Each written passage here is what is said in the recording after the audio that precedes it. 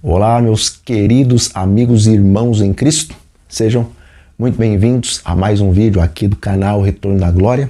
E o meu desejo, é claro, também a minha oração é que o Espírito Santo esteja trabalhando nos corações de cada um de vocês e também no meu coração e nos reavivando através dessas mensagens aqui do canal. Amém?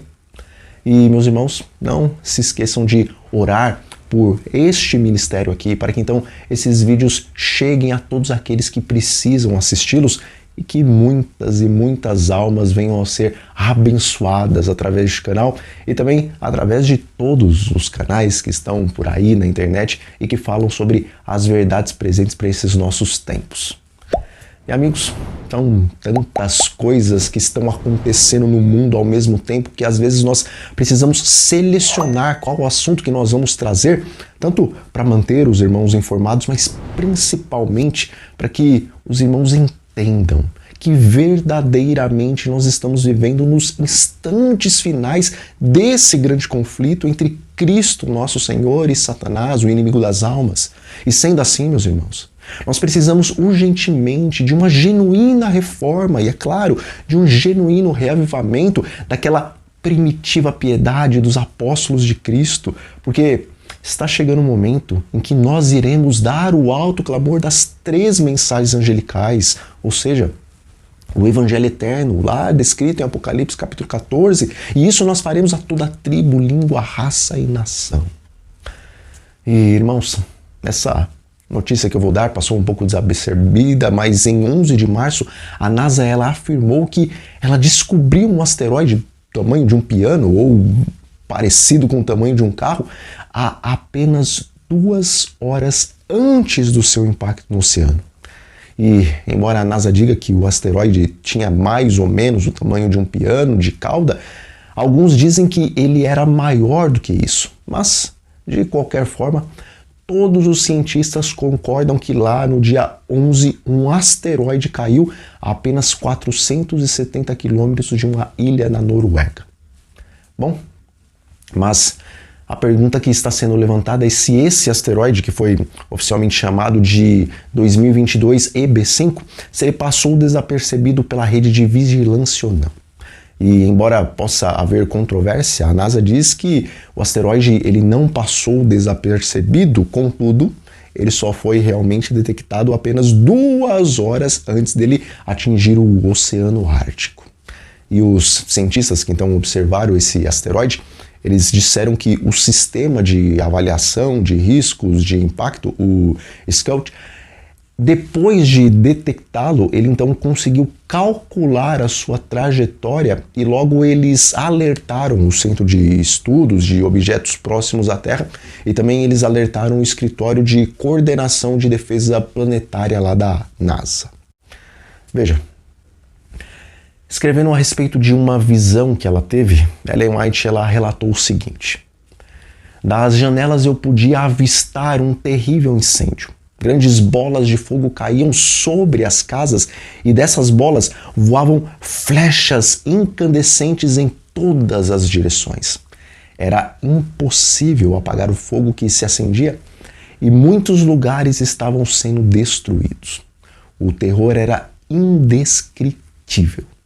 Esse texto ele está lá em Evangelismo na página 29, meus irmãos.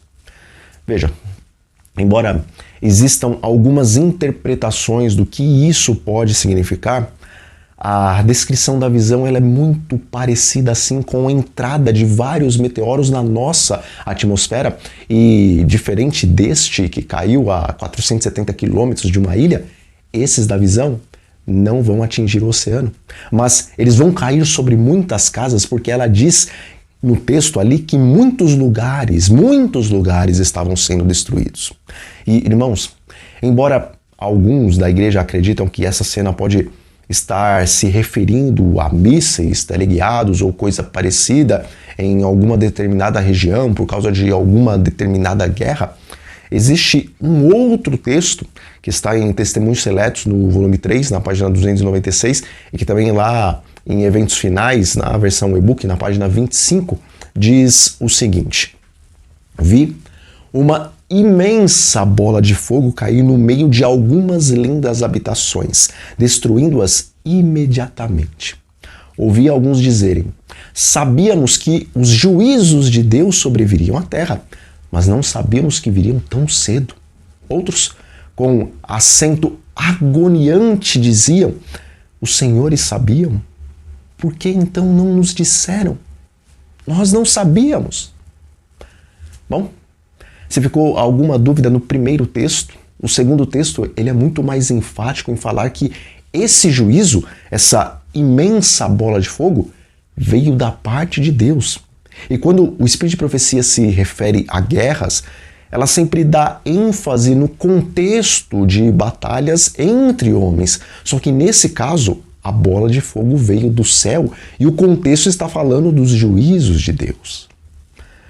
Amigos, vocês até podem discordar da minha linha de raciocínio, mas eu tenho os meus motivos para acreditar que as trombetas terão sim um segundo cumprimento, além daquele que nós já conhecemos e que, é claro, o próprio Espírito de Profecia, lá no livro O Grande Conflito, ele acaba endossando essa ideia, porque ele compara a quinta trombeta com a queda do Império Otomano.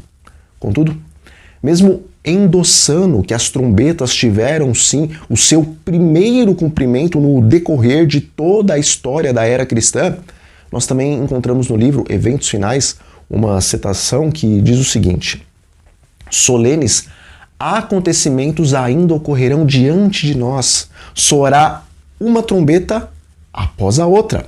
Uma taça após a outra será derramada sucessivamente sobre os habitantes da terra. Veja, vocês têm todo o direito de não aceitarem que as trombetas terão um segundo cumprimento. E, é claro, vocês também têm todo o direito de interpretarem isso que Ellen White disse das trombetas como sendo apenas um símbolo para descrever a ira vindoura do Senhor.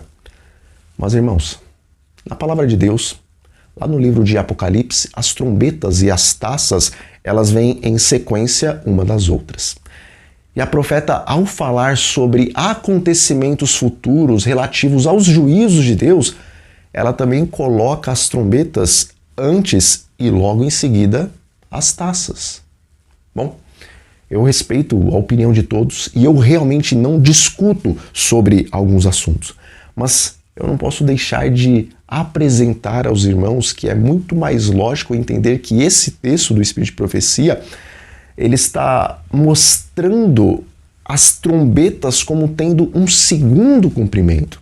E amigos, não seja também um defensor de que as profecias não podem se cumprir mais de uma vez, porque se nós defendemos essa ideia, nós estamos então atropelando ali Mateus capítulo 24, que conforme Ellen White, esse capítulo ele se utiliza assim da destruição de Jerusalém e também se utiliza do cerco romano para descrever profeticamente a destruição final das obras da terra e do próprio decreto dominical.